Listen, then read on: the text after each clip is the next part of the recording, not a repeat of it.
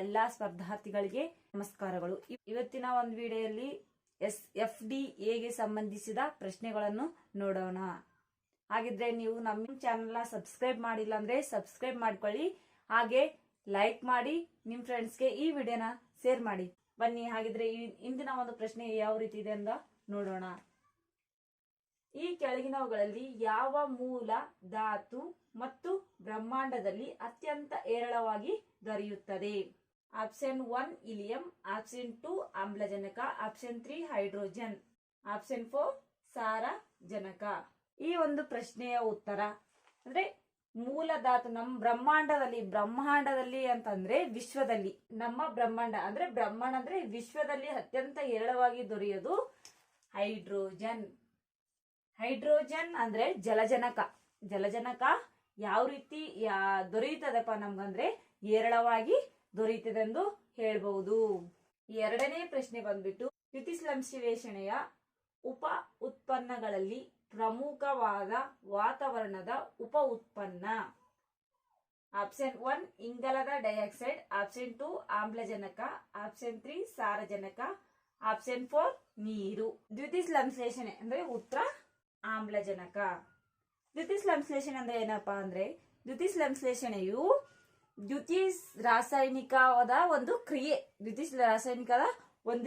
ದ್ಯುತಿಸಂಶ್ಲೇಷಣೆ ಅಂದ್ರೆ ಪ್ರಮುಖ ಉತ್ಪನ್ನಗಳಲ್ಲಿ ಪ್ರಮುಖವಾದ ವಾತಾವರಣದ ಉಪ ಉತ್ಪನ್ನ ಅಂದ್ರೆ ಆಮ್ಲಜನಕವಾಗಿರುತ್ತದೆ.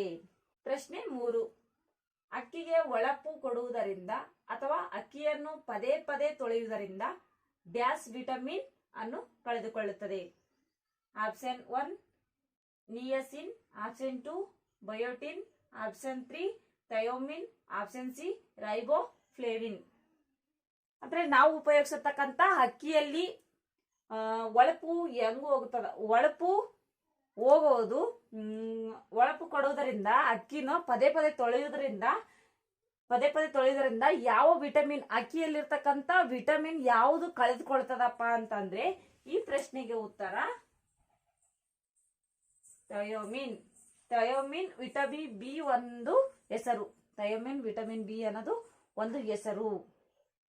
ಈ ಥಯೋಮಿನ್ ಅಂದ್ರೆ ಯಾವ್ದ್ಯಾವ್ದ್ರಲ್ಲಿ ಕಂಡು ಬರ್ತದಪ್ಪ ಅಂದ್ರೆ ಮೊಟ್ಟೆಗಳಲ್ಲಿ, ಸೂರ್ಯಕಾಂತಿ ಬೀಜಗಳಲ್ಲಿ, ದ್ವಿತೀಯ ಧಾನ್ಯಗಳಲ್ಲಿ ಇದು ಕಂಡು ಬರುತ್ತದೆ.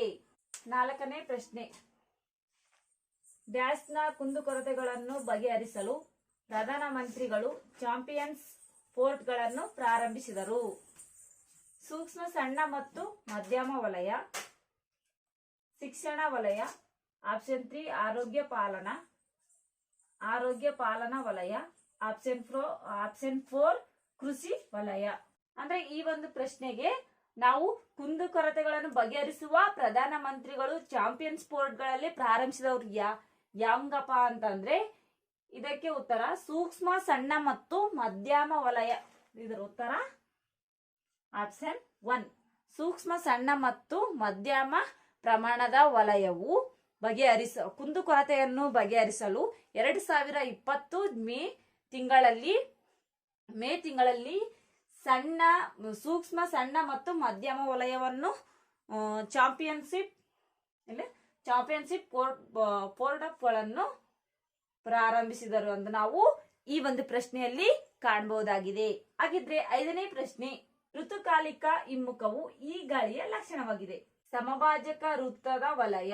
ಆಪ್ಷನ್ 1 ಸಮಭಾಜಕ ವೃತ್ತ ವಲಯ, ಆಪ್ಷನ್ 2 ಮೆಡಿಟೇರಿಯನ್ ವಾಯುಗುಣ, ಆಪ್ಷನ್ 3 ಮಾನ್ಸೂನ್ ವಾಯುಗುಣ, ಆಪ್ಷನ್ 4 ಇವುಗಳಲ್ಲಿ ಎಲ್ಲವೂ.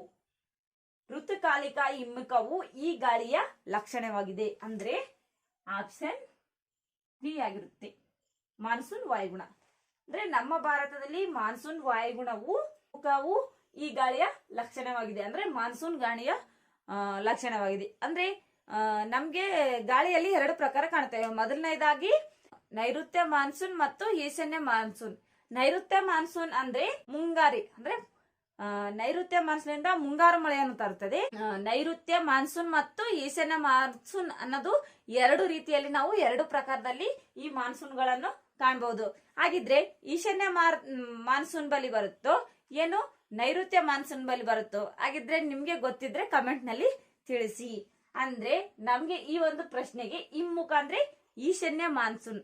ಆದುದರಿಂದ ನಮ್ಗೆ ಈಶಾನ್ಯ ಅಂದ್ರೆ ಋತುಕಾಲಿಕ ಹಿಮ್ಮುಖವು ಈಶಾನ್ಯ ಮಾನ್ಸೂನ್ ಗಾಳಿಯ ಲಕ್ಷಣವಾಗಿದೆ ಎಂದು ನಾವು ಇಲ್ಲಿ ಕಾಣಬಹುದಾಗಿದೆ.